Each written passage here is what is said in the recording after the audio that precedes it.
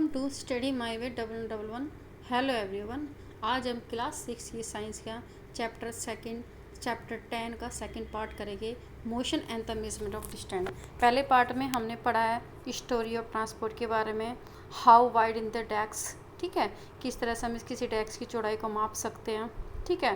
कुछ मेजरमेंट हमने लिए थे स्ट्रिंग के द्वारा, ठीक है, और कुछ हमने कोई भी दूरी किससे थे, हेड स्पैन से और फुट से हमने क्या बनाई थी, उसकी यूनिट्स बनाई थी, ठीक है। फिर हमने इसमें देखा था स्टैंडर्ड यूनिट ऑफ मेजरमेंट की स्टैंडर्ड यूनिट कैसी होती है जो मापने के लिए।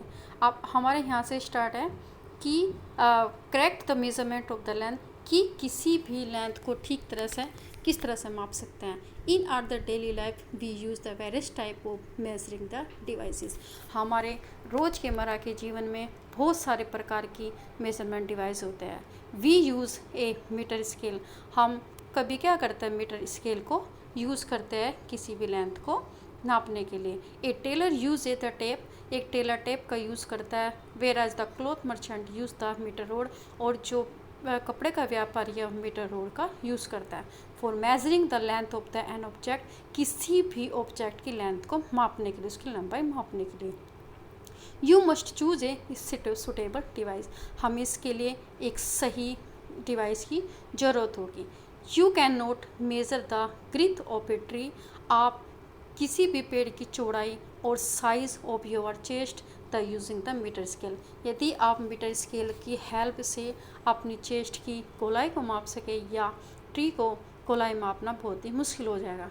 For instant the measuring the tape is the more suitable for this, इसको मापने के लिए जो टेप होती है जिससे टेलर कपड़ा मापता है तो वो सुटेबल होगा। लेकिन यदि आप मीटर रोड से नापेंगे तो वो सुटेबल नहीं, क्योंकि वो तो एक स्टैंड सीधा है, तो सब गोलाई नहीं माप सकते।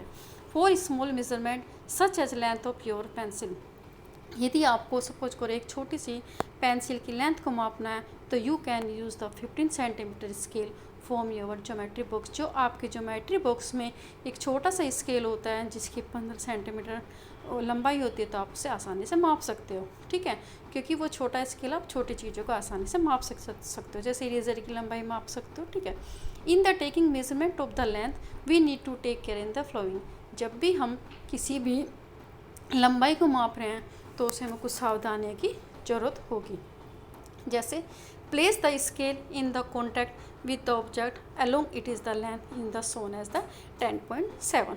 हमें क्या करना है, जिस भी स्केल से हम माप रहे हैं तो हमें क्या करना पड़ेगा, उसको जो भी ऑब्जेक्ट है उसकी लेंथ के इक्वल हमें उसको टच करके रखना होगा। जैसे ये इसको बॉक्स को नाप रहे तो इसको टच करके इसको पूरा सीधा इस पर रख रहा है इसको स्केल को।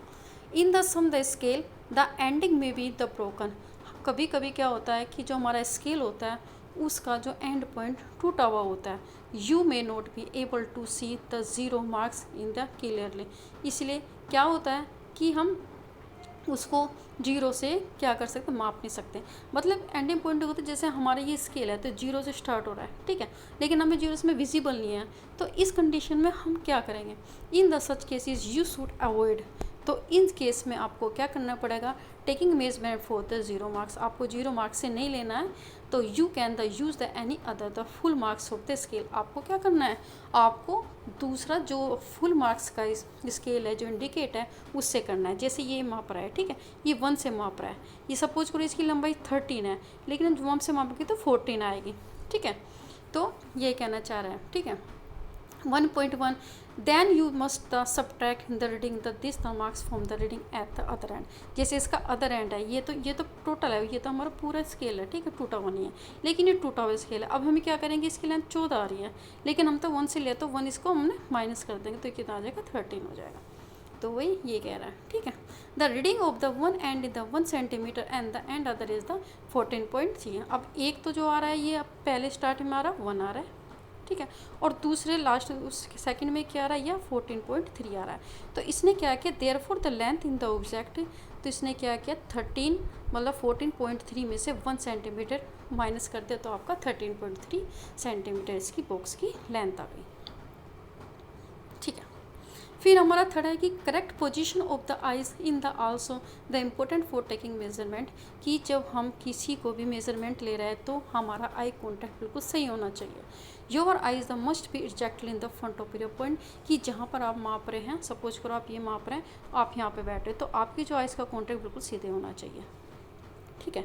अब जैसे इसमें ना अभी ये देखो तो 10.9 में, तो 10.9 में क्या है कि प्रॉपर पोजीशन जो बी वाला है ये बिल्कुल सही है, ए वाला है और ये है ये थोड़ा रॉन्ग है। आप ये देख तो सकते हैं लेकिन एग्जैक्ट पोजीशन इसकी नहीं दे सकते। तो सही है कि हमारी जो आँख है बिल्कुल बीच में कांटेक्ट होना चाहिए बी पे। ठीक है। Position B is the in the correct position of the eyes, note that the position the B is the reading 7.5 centimetre. वो क्या माप रहा है कि जो इसकी लेंथ है 7.5 है। From the position A see the reading में बी अंतर डिफरेंट, लेकिन यदि ए या बी देखेगा तो उसको इसकी पोजीशन क्या आएगी, थोड़ी डिफरेंट आएगी। तो ये बिल्कुल है ना, ये पूरा देख रहा है कि 7.5 है, लेकिन यदि थोड़ा सा देखे तो हो सकता है इसको 7.6 नज़र आए या इसको 7.4 नज़र आए, तो एग्जैक्टली इसको पोजीशन को सही नहीं होगा। तो किसी भी लेंथ को मापने के लिए हमारा आई कॉन्टैक्ट बहुत ही ज़्यादा इंपॉर्टेंस होता है। अब हमारा एक्टिविटीज़ थर्ड है measure the height of the your classmate using the hand span. आप यदि आपको कोई क्लासमेट है तो आपको क्या करना है, उसके हाइट को मापना है अपनी हाथ की लंबाई से। ठीक है।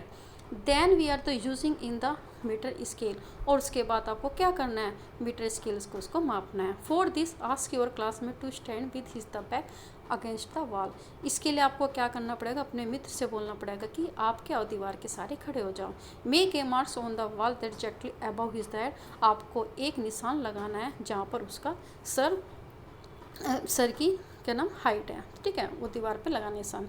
Now measure the distance from the floor of the this marks on the wall with your hand span. अब आपको क्या करना है, मापना है जो फ्लोर है, ठीक है, जो छत है वहाँ से लेके और जहाँ तक जो उसकी हाइट का आपने जो सर के ऊपर से जो निशान लगाया उस तक आपको अपने हैंड स्पैन से और फिर मीटर स्केल से आपको उसको मेज़र करना है। Let all other the student the measure this the length in the similar way.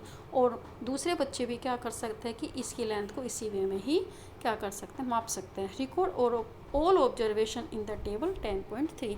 और सभी क्या करना है, जितने भी जो बच्चे हैं जैसे जैसे मापेंगे तो वो क्या करेंगे, इस 10.3 में उसको डिस्क्राइब करेंगे। जैसे आपका दोस्त है सुमित है सपोज करो, ठीक है, तो उसकी हाइट और स्पैन, यदि उसके दोस्त की हाइट आई सपोज करो उसकी आई 10 हैंड स्पैन, ठीक है, यदि मीटर से करेंगे तो हो सके इसकी 150 सेंटीमीटर आए। यदि ये सपोज करो राजा है लेकिन उसको तो हैंड स्पैन से कितना आ रहा है, उसका आ रहा है 10.5, और इसका क्या रही है तो 15 से भी हो सकता है या 16 से भी हो सकता है। वैसे एग्जैक्टली क्या होगा, वो 153 के राउंड फिगर में ही होगा। Study carefully result obtained by different student. अब हमें अध्ययन करना है कि जो भी अलग अलग स्टूडेंट ने हाइट मापी है उसको देखना है। The result in the column the two may the different from the each other in the length of the hand span. कि जो सेकंड है इसमें डिफर हो सकता है अलग अलग स्टूडेंट के, क्योंकि हर स्टूडेंट का जो हैंड स्पैन होगा वो डिफरेंट लेंथ वाला होगा। लेकिन ठीक है, be the different in the student. Look at the result in the column 3 where the measurement are the done the using a standard scale। जब हम थर्ड में क्या करेंगे, एक स्टैंडर्ड स्केल्स को मापेंगे तो वो क्या होगा, एग्जैक्टली आपको रिजल्ट देगा। The result may be the close to each other now. अब जो थर्ड में क्योंकि एक ही मीटर स्केल से नाप रहे हैं तो क्या होगा, काफ़ी पास में होगा उनका सबका रिजल्ट। यदि 1.3 सेंटीमीटर है तो किसी का 1.3 आएगा, हो सकता है किसी का 1.4 आए या किसी का 1.2 आए, पर आएगा उसके क्लोजेस्ट। ठीक है। इफ़ नोट कि why do you think that is different. यदि उसमें कुछ अंतर भी आएगा तो वो क्यों आएगा अंतर। After all the everybody is the using the same scale. वैसे तो सभी लोग एक ही जैसे स्केल को यूज़ कर रहे हैं। And no different the hand span, ना कि वो अपने हाथों की लंबाई से उसको माप रहे हैं। This could be due to the small error in the taking the observation. हाँ, ये जो थोड़ा सा एरर हो सकता है, किसी का 1.3 सेंटीमीटर आए या किसी का 1.4 आए या किसी का 1.2.5 आए, तो ये सिर्फ क्या होगा कि जो उनको देखने का ऑब्जर्वेशन का तरीका उसमें ही थोड़ा सा एरर आ सकता है। बाय द वे उनका सबकी जो लेंथ होगी, जो हमारे एक स्टैंडर्ड स्केल होगा उसका सेम में आएगी। In the higher the classes we will the learn about in the important knowing and the handling the such error in the measurement। और आगे की क्लास में हम देखते हैं कि किस तरह से हम इन एरर को मेजरमेंट करते हैं और सही करते हैं, ठीक है। फिर measuring in the length of the एक कर्व लाइन। अब तो हमें स्ट्रेट लाइन अब देखें कि कर्व लाइन की लेंथ को कैसे मापते हैं।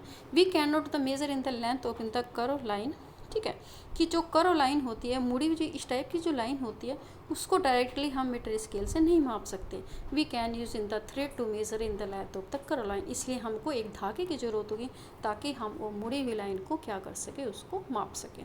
अब एक्टिविटीज़ 4 है, यूज द थ्रेड। हमें क्या करना है, एक थ्रेड को लेना है and measure the length of the curve line A B, और क्या मापना है कि जो वो कर्व लाइन है, मुड़ी हुई लाइन है, तो हम उसको ए बी मान लिया, ठीक है। Put a knot to the thread near on the one it is end. सबसे पहले देखो जैसे इसने किया ना, यहाँ पे इसने एक नोट लगा लिया स्टार्टिंग से। Now place the small portion of the thread along the line. आपको क्या करना है कि धीरे धीरे इसको थोड़ा थोड़ा क्या स्केल में, छोटे छोटे पोर्शन में हम उसको थ्रेड को लेके चलना है इस लाइन पर। Keeping in the tone the using your in the figure at the time. आपको क्या करना है, टोन का मतलब क्या, कस के रखना है अपनी उंगलियों से और अपने अंगूठे से उस धागे को। Hold the thread in the this and point in the one hand. और आपको क्या करना है कि धीरे धीरे जैसे आपको ले जाते चलेंगे तो क्या करेगा, अदर पॉइंट में हम इसको फैलाते जाना है। Using other in the portion the scratch in the little more the portion of the thread along with the curve line. आपको क्या करना है कि दूसरे हाथों से क्या करना है, इस धागे को धीरे धीरे फैलाते जाना है और उसको कहाँ पे लाना है, उस कर्व लाइन के लास्ट पॉइंट तक लाना है, ठीक है। देखो ये भी इस तरह से इसको लेके जा रहा है, ठीक है। फिर on the in the repeating this the process till the other the end and the B with the curve line in the reached. हमें क्या करना है, उस धागे को धीरे धीरे फैलाते जाना है और जो भी ऑब्जेक्ट, जो भी कर्व लाइन है, उस तक उसको ले जाना है। हमें ये प्रोसेस तब तक करनी है जब तक हम उस कर्व लाइन का लास्ट पॉइंट ना ले आए। Mark a make it the mark on the thread where it is the touch in the B end तक। और हमें जब वो लंबाई कंप्लीट हो जाएगी तो वहाँ पे हमने बी पॉइंट को शो करना है। अब जब से यहाँ से हमने स्टार्ट किया था तो यहाँ पर हमने ए पॉइंट करा था, लेकिन ये जब कर्व लाइन को मेजर किया तो यहाँ पे हमने इसको बी पॉइंट कर दिया, तो इसकी सारी लंबाई क्या होगी, ए बी लंबाई आ जाएगी। Now the a scratch the thread along with the metre scale. आपको क्या करना है, थ्रेड को धीरे धीरे फैलाते जाना है, किसके साथ साथ, जो मीटर स्केल से हम माप रहे हैं। Measure the in the length between the note in the beginning and the final marks on the thread. आपको क्या करना है कि मापनी है लेंथ जहाँ से अपने नोट लगाई थी स्टार्टिंग में, और जो फाइनल था, जो लास्ट में जो उसकी कर्व लाइन तक का एंड पॉइंट तक, उसको हमको क्या करना है, उसको मापना है। This give in the length of the curve line A B. अब हमने कर दिया कि इसकी लंबाई कितनी होगी, ए बी होगी। देखो जैसे ऐसे ऐसे करके, ठीक है, हमने ए पॉइंट लाया यहाँ पे, अब हम इसको मापते चले गए इस टाइप से, ठीक है। तो हमें ये देखा कि इसकी सारी लंबाई कितनी होगी, ए पी होगी। We see that the we need a lot of the care in the ensure कि that we are the measuring the distance and line the correctly. हमें क्या करना है, हमें बहुत ही सावधानी की ज़रूरत होगी ताकि हम किसी भी दूरी को और लंबाई को सही से माप सकें। And we need the some the standard unit and the devices which we measure the this distance and the can the convey other result. जब हम किसी भी डिस्टेंस को, लेंथ को नापेंगे एक सही मेजर स्केल से, तो वो एक सही मेज़रमेंट होगा ताकि हम उस माप को दूसरे तक भी पहुंचा सके कि इसकी ये लंबाई होगी, क्योंकि वो सभी के लिए सेम ही होगा। Moving in the things around us. जो भी चीज़ें होती है जो हमारे आसपास क्या होती है, अब उसको देखना है, ठीक है, जो घूम रही होती है। Activities 5, think of the some object you have the seen the recently. आपको क्या करना है, कुछ ऑब्जेक्ट को देखना है जो आपके आसपास हो। अब इसमें देखना है कि list them in the table 10.4। अब इसमें क्या करना है कि हम 10.4 में इसमें देखना है कि दिस में भी इंक्लूड स्कूल बैग। इसमें क्या है, हाँ, एक स्कूल बैग है, एक मॉस्किटो है, ठीक है, एक मच्छर है, ठीक है, एक टेबल है। हमें क्या करना है कि अपने आसपास की चीज़ों को ऑब्जर्व करना है, ठीक है। फिर एक हमारा एक पीपल है सिटिंग ऑन चेयर, और कुछ लोग हैं कि जो कुर्सी पे बैठे हैं, पीपल मूविंग अबाउट, और कुछ मूव कर रहे हैं। द लिस्ट में have also have the butterfly, और इस लिस्ट में क्या हो सकते हैं, बटरफ्लाइज भी हो सकती है। डॉग, काऊ, योर हैंड आपका हाथ, एंड स्मॉल बेबी छोटा बच्चा, and a fish in the water एक मछली, किस में, पानी में। ए हॉर्स एक घोड़ा, एक factory, a piece of the stone, एक हॉर्स एक घोड़ा, एक बॉल, एक bat, a moving the train, swing machine, ठीक है, सिलाई की मशीन, ए वॉक क्लॉक एक दीवार की घड़ी, और a hand of the clock, ठीक है, एक हाथ की घड़ी, in the make your the list at the large as you can. आप क्या कर सकते हो, इस लिस्ट को और भी ज़्यादा बना सकते हो।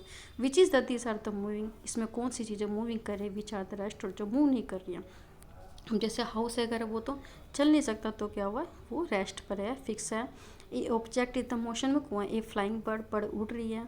एक टेबल है, ये क्या रेस्ट में है, क्लॉक है रेस्ट में है, और यदि हो सकता है कि बैट है, बॉल है, ठीक है, ये सभी रेस्ट पोजीशन में है, ठीक है। एक स्टोन है, तो स्टोन भी क्या है, हमारा रेस्ट पोजीशन में। और यदि हम इसमें देखें मूविंग पोजीशन में, ये क्या है, मूविंग ट्रेन, तो क्या हो गया, ट्रेन चल रही है, ठीक है। या फिश है, तो फिश भी मूव कर रही है। या बेबी है, तो बेबी भी क्या कर रहे हैं, वो भी कुछ ना कुछ मूविंग कर रहा है। तो हमें इसको, इस टेबल को और भी हम इसको बड़ा कर सकते हैं इन ऑब्जेक्ट्स को ऐड करके। फिर हमारे कि हाउ डू यू डिसाइड कि whether an object in the motion in the rest, आप किस तरह से फैसला कर सकते हो कि इनमें से कौन सा जो ऑब्जेक्ट है आपको मोशन में गति कर रहा है और कौन सा नहीं कर रहा है। You might have in notice that a bird is not at the same place after the some time. आप नोटिस करोगे कि जो एक पक्षी है, एक चिड़िया है, वो एक स्थान पर कुछ टाइम के बाद नहीं रहेगी, तो इसका मतलब वो मूविंग करने वाली है। While the table it is the same place, लेकिन जो टेबल है वो तो एक फिक्स पोजीशन पे है और बाद में भी वो उसी पोजीशन पर रहेगी।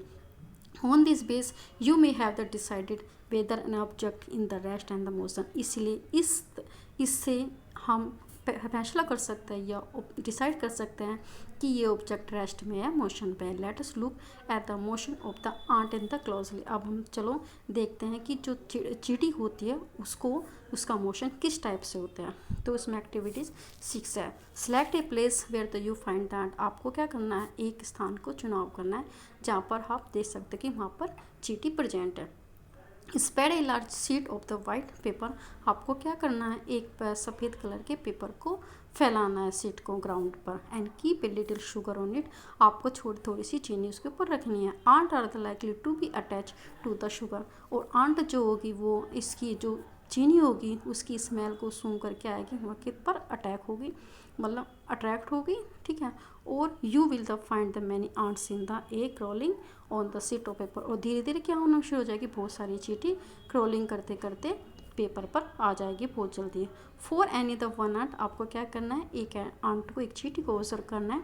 And try make the small marks with the pencil near it is a position when it is has just in the crawled on the sheet of the paper. Figure 10.11। आपको क्या करना है कि एक चींटी को ऑब्जर्व करना है कि जैसे वाइट पेपर पर आ रही है, और फिर आप धीरे धीरे क्या करना है, आपको उसके मोशन को करते देखना है कि वो किस तरह से, किस डायरेक्शन में वो जा रही है।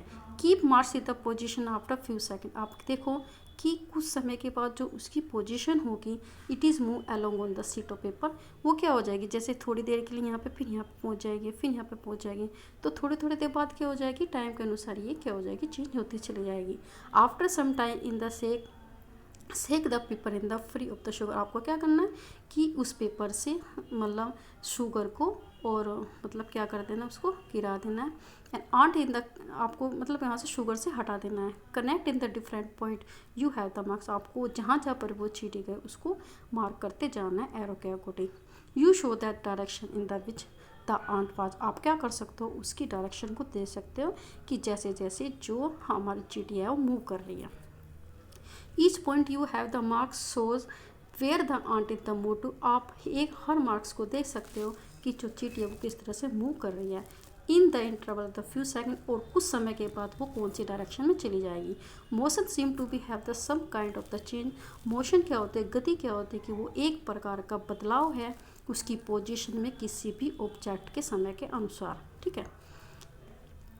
इन एक्टिविटीज़ 5 कि where did you place object. आपको क्या करना है, कोई भी मतलब आप देख सकते हैं एक्टिविटीज़ फॉर्म में, एक ऑब्जेक्ट है, जैसे क्लॉक है, ये स्विंग मशीन है, एक सिलाई की मशीन है, और एक इलेक्ट्रिक फैन है। In your grouping in the objects, ठीक है। Are this object the moving for one place to another place. आप देख सकते हो जो इलेक्ट्रिसिटी फैन है, पंखा है, या आपकी स्विंग मशीन है, या क्लॉक है जो फिक्स है, क्या वो किसी पोजिशन में मूव कर रही है, ठीक है। किसी एक प्लेस तो दूसरे प्लेस पर करे नहीं कर रही है। Do you notice the movement of any the other part, क्या आप देख सकते हो कि उसका कोई पार्ट क्या मूव कर रहा है। The blade of the fan and the hand of the clock, जो ब्लेड होता है पंखे का वो क्या कर रहा है, वो मूव कर रहा है, ठीक है। और जो जो क्लो की सुई है वो भी मूव कर रही है। How are the they move, किस तरह से मूव कर रहे हैं।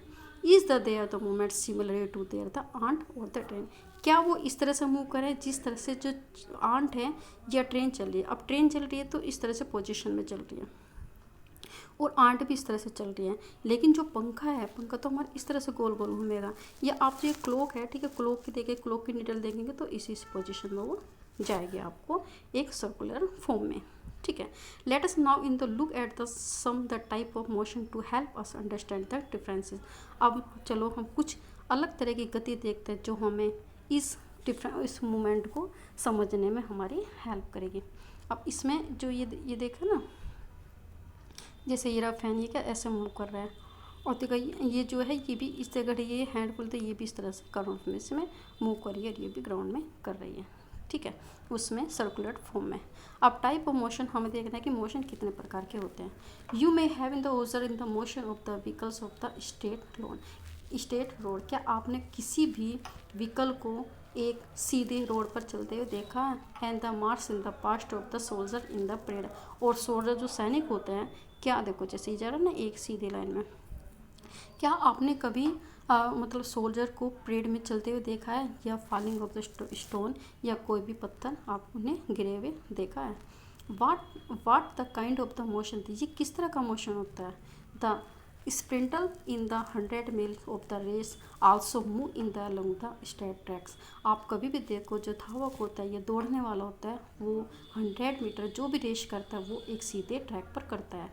Can you think more of the such example from your surrounding, क्या आप अपने आसपास और भी इस तरह के एग्जाम्पल को बता सकते हो। जैसे ये क्या बसेस कैसे ऐसे स्ट्रेट लाइन पे चल रही है, ठीक है, तो ये स्ट्रेट लाइन मोशन है, ये भी इस तरह से चल रहा है। In all the this the example we see that the object move along straight line, हमने सभी एग्जाम्पल्स देखा, जैसे सोल्जर्स को देखा, कार को चलते हुए देखा रोड पर, तो ये सब किस तरह से मूव करे, ये हमारी एक सीधी लाइन पर कर रही है। This type of motion call are the a rectilinear, तो उसको क्या बोलते हैं, रेक्टिलिनियर मोशन।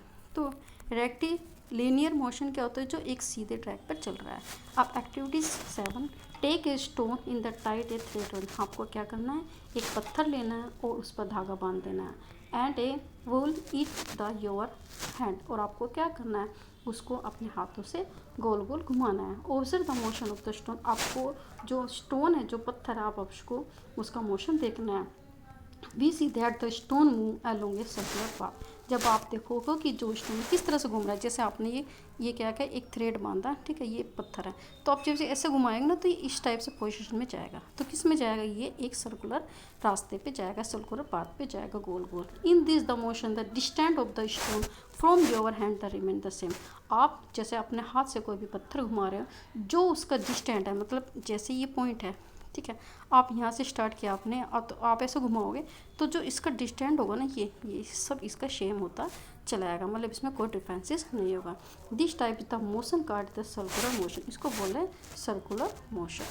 तो जैसे ये देखो, ये भी सर्कुलर मोशन में घूम रहा है, पंखा भी ऐसे घूम रहा है, ये देखो, ये भी गोल गोल घूम रहा है, ये भी गोल गोल घूम रहा है। The motion of the point in the marks on the blade on and the electricity, जो पंखा है, ठीक है, तो वो भी किस तरह से घूम रहा है, इसी मोशन में घूम रहा है। The hand of the clock, जो हाथ की घड़ी है, ये भी आपको इसी मोशन में घूमती दिखाई देगी।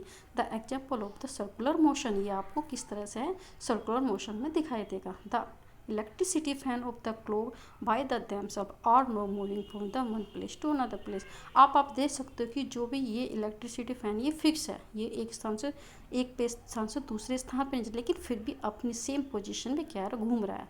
But in the blades of the fan rotate and the so do the hand of the clock, लेकिन जो इसका पंखा है, ठीक है, इसके ब्लेड तो क्या है, रोटेट घूम रहा है, and the hand of the clock, और जो मतलब घड़ी की सुई है, घड़ी की, वो भी घूम रही है। If we marks in the point anywhere on the blade of the fan or and the hand of the clock the distance the this point from the center of the fan of a clock with the remaining the same. आप suppose करो हम यहाँ पे एक point बना लें, तो जैसे जैसे आप इसको देखेंगे ना इस टाइप से, तो इसकी सबकी डिस्टेंस क्या होगी, इसके बीच में सेम होगी, तो सेम ही रोटेट करेगा। In the some cases the object the repeat its the motion after some time. आप देखोगे कुछ टाइम के बाद, ठीक है, सपोज अगर आपने पंखा बंद कर दिया तो आप दोबारा फिर उसको स्विच ऑन करोगे तो आप उसी मोशन में आप उसको देखोगे, उसी सर्कुलेशन फॉर्म में आप उसको देखोगे। This type motion called are the a periodic motion, उसको क्या बोलते हैं, periodic motion. Take the stone in the tight with the string, जब आप पत्थर को धागे से बांधते हो, that you use the activity, जैसे आपने एक्टिविटी 7 में उसको गोल गोल घुमाया था। Now hold the string in the your hand, अब आपको क्या करना है कि जो भी स्ट्रिंग अपने हाथ में पकड़ी थी आप उसको पकड़ के रखना है। And let the stone the hand from it, और आपको क्या करना है कि जो पत्थर है उसके नीचे की साइड को लटका देना है। दिस इज ए पेंडुलम, वो किस तरह का वो हो जाएगा, वो एक पेंडुलम की तरह हो जाएगा। Pull the stone to inside with the other hand and the let to, आपको क्या करना है कि उस पत्थर को एक साइड से क्या करना है, एक साइड से इस तरह से छोड़ देना है, और फिर दूसरे हाथों से क्या करना है, जैसे आपने क्या करते हैं उसको थोड़ा सा एक मोशन करते, हल्का सा उसको मूव करते हो, क्या करेगा, आगे जाएगा फिर पीछे जाएगा, फिर आगे जाएगा फिर पीछे जाएगा। तो किस तरह के मोशन होंगे, जैसे ये है, ये डायरेक्शन है, तो ये सपोज करिए पत्थर है, तो ये क्या कहे, जब आप करोगे एक बार साइड जाएगा फिर साइड जाएगा, फिर इस साइड जाएगा फिर इस साइड जाएगा, तो ये एक तरह की पेंडुलम फॉर्म में ये आपको नजर आएगा। Now the pendulum is the motion, it is example of periodic motion, इसको क्या बोलते हैं, पीरियोडिक मोशन। ये branch of the tree moving to fro and, जो भी ब्रांच होती है, ठीक है, जो शाखा होती है ट्री की, वो भी आगे पीछे इसी तरह से घूमती है, या एक बच्चा होता है झूल रहा है, वो भी आगे पीछे इसी तरह से झूलेगा। स्ट्रिंग ऑफ द गिटार, ये गिटार का जो स्ट्रिंग होता है वो भी हमारा पीरियोडिक मोशन होता है। And A membranes of the drum, या जो ड्रम का जो तबला होता है जब हम उसको ऊपर नीचे इस तरह से पीटते हैं, ठीक है, तो वो भी इस तरह का मोशन होगा। All are example of the periodic motion, ये सब किस तरह के पीरियोडिक मोशन है। देखो जैसे ये पहली क्या कर रही है, पहली क्या कर रही है, झूल रही है, तो ये ऐसे जाएगी फिर ऐसे जाएगी फिर ऐसे फिर ऐसे। अब ये देखो ये जो पेंडुलम है इसका, ये इससे जाएगा फिर ऐसे, गिटार इस तरह से जाएगा, और ये बैल है ये भी इस तरह से जाएगी, और तबला ये ऐसे करेंगे फिर ऐसे, तो इस तरह के पोर्शन पीरियोडिक मोशन है। ऑब्जेक्ट्स, ठीक है, it is repeat is the motion after a fix interval in the time, कुछ टाइम के बाद जब आप दोबारा इसको करोगे तो उसी पोजीशन में ये मूव करेंगे। Did you observe that is swing machine the part of activities 5, क्या आपने ऑब्जर्व किया कि एक्टिविटीज़ ऑफ 5 में सिलाई की मशीन के बारे में। You must have the observe that it remains at the same time same location while any point of it is the will the move in the platform. आपको पता है जो स्विमिंग मशीन है वो क्या है, आपको जैसे है ना ये स्विमिंग मशीन है, तो पोजीशन पे तो मैं एक ही जगह है, ठीक है, लेकिन क्या करेगी जो इसका ये पहिया ये व्हील है ये तो घूम रहा है, लेकिन जो सुई की जो डायरेक्शन होगी ये आपको किस तरह से होगी, आगे पीछे इस टाइप में आपको ये दिखाई देगी। It also had the needle that move up and down, जो उसकी सुई होती है आगे पीछे घूमते ऊपर नीचे, तो वो कंटिन्यूसली लगातार घूमती है। As long as the wheel rotate, लेकिन उसका पहिया किस तरह से घूम रहा है, जैसे एक पहिया घूमता है। This needle is the under going is a periodic motion, जब सुई का अप डाउन जाना वो एक पीरियोडिक मोशन है, लेकिन जब वो व्हील है व्हील गोल गोल घूम रहा है तो वो सर्कुलेटर मोशन है। Have you observe the closely and the motion of the ball along the ground, क्या आप बहुत पास से देख सकते हो कि बॉल का मोशन किस तरह से है ग्राउंड पर। Here the ball is the rolling, आप देखते हैं कि जो बॉल है वो क्या करे, पहले रोल कर रही है ग्राउंड पे, rotating as well as the moving in the forward and the along the ground. पहले तो क्या करेगी वो गोल गोल घूमेगी, और फिर क्या करेगी आगे पीछे वो ग्राउंड पर घूमेगी।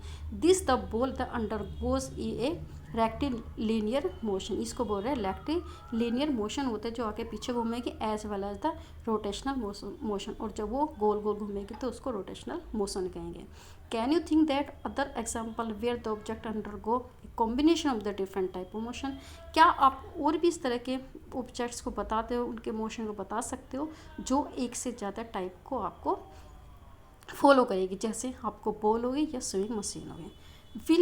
We have the many the measurement activities, आपने बहुत सारी एक्टिविटीज़ की क्या नाम मेजरमेंट किया, and discuss some kind of motion, और अलग अलग तरह के मोशन को हम देखा, ठीक है, रेक्टिलिनियर देखा और हमने सर्कुलेटर देखा। We saw the motion it is the change in the position of the object with the time. इन सब से हमें एक ही चीज़ मिलती है कि किसी भी ऑब्जेक्ट का जो पोजीशन होती है वो चेंज हो जाती है एक समय के बाद। The change of this position can be determined through the distance measurement. और किसी भी पोजीशन का बदलाव, किसी भी पोजीशन का बदलाव हम क्या कर सकते हैं, उसको माप कर सकते हैं। This allow us to know कि how fast and slow is the motion, कि किस तरह से वो जो उसका मोशन है वो तेज़ हो रहा है या कम हो रहा है। The movement of the snail on ground, जैसे स्नेल होती है ग्राउंड, उसका मूवमेंट होता है तो हम उसको भी मेज़र कर सकते हैं।